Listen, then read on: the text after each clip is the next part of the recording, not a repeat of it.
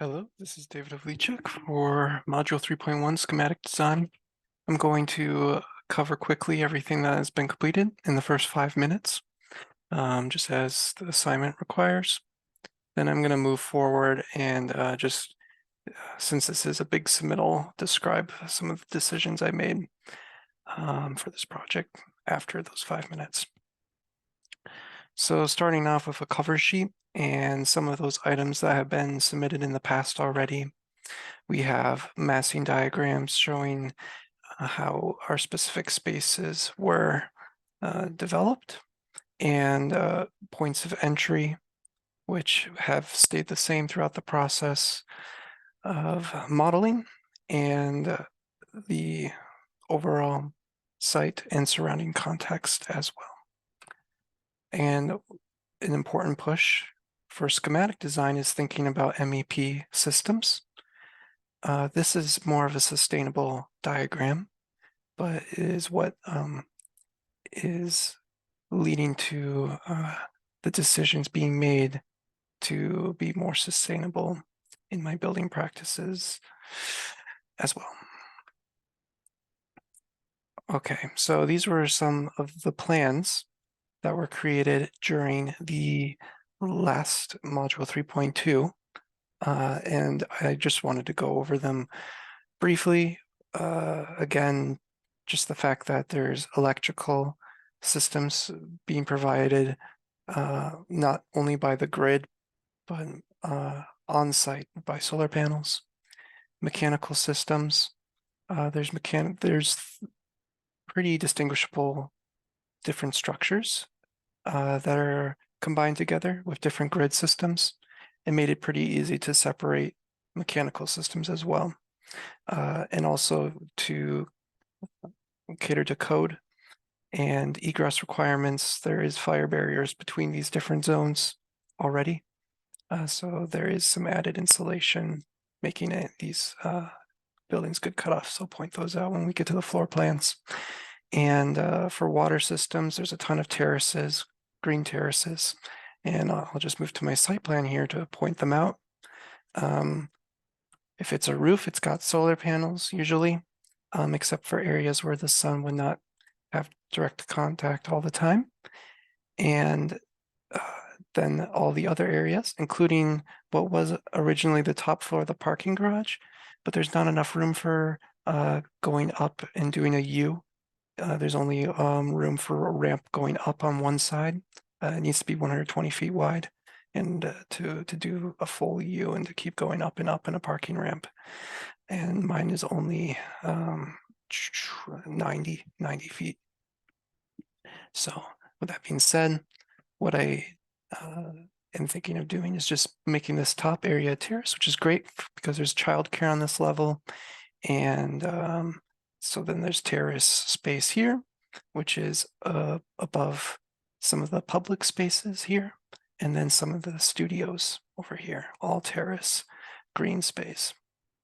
And there's some private terraces for the villas and some public terrace just all around the outside exterior for level 4 tenants.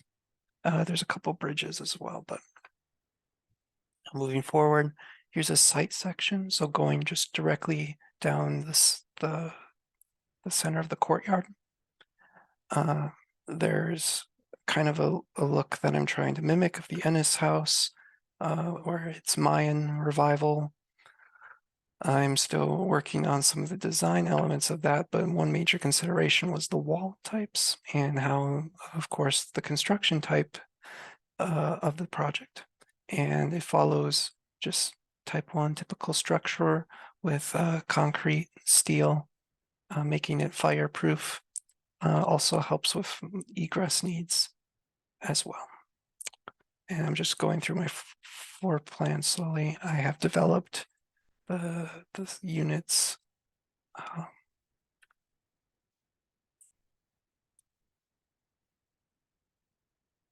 each level.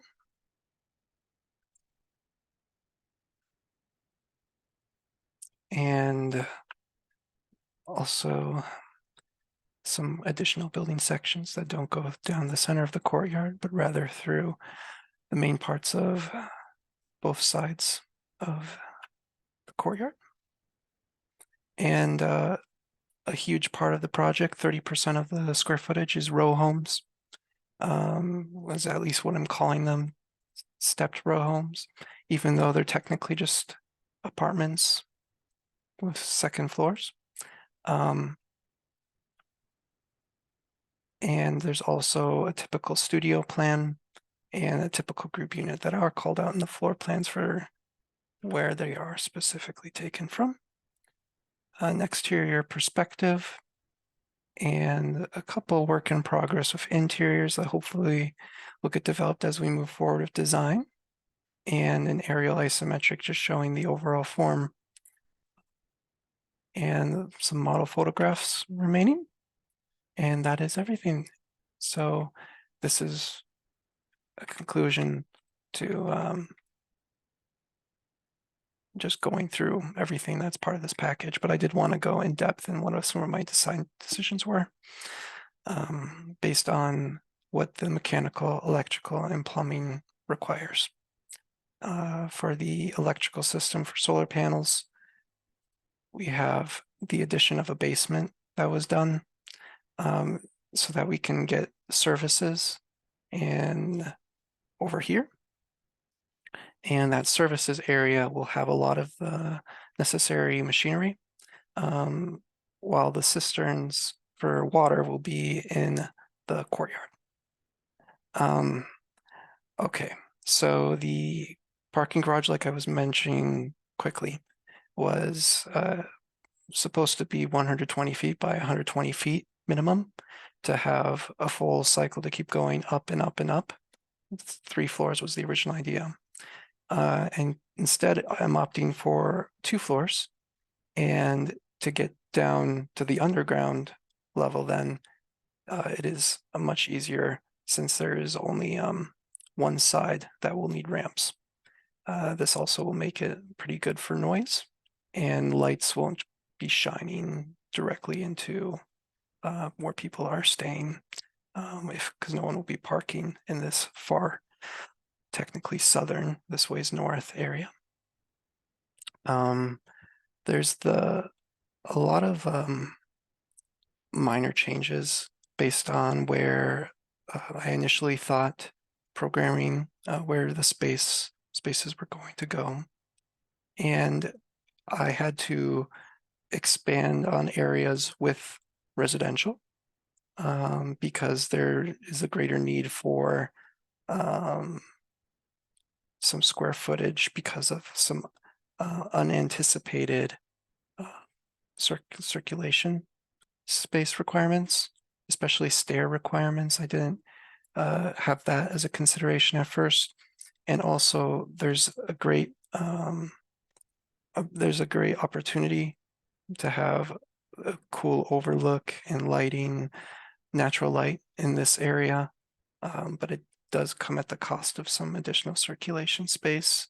But I had that as one of my interior progress photos, perspective photos, because it's one area I'd like to work on, because these 2 staircases, bringing people, as shown in one of my early isometrics for egress. There's going to be an entry over here and an entry over here, and that makes this courtyard, its importance, more amplified. And this could potentially be a place where a lot of people who are walking or pedestrians are entering the site via. And there's also convenient wheelchair access for people who need to get to an elevator. It will be through here or elevators here. And I need to add an elevator into this building as well. Okay. So the row homes are more identical, but because of the abstract form of this overall complex, all the other apartments that aren't perfectly rectangular are much more unique and diversified. Even the group units have the same layout, but some of them have a little bit more space just because of the unique shape of the buildings. And this is just trying to use as much of the site as possible around the edges in order to allow for a bigger courtyard space in the center.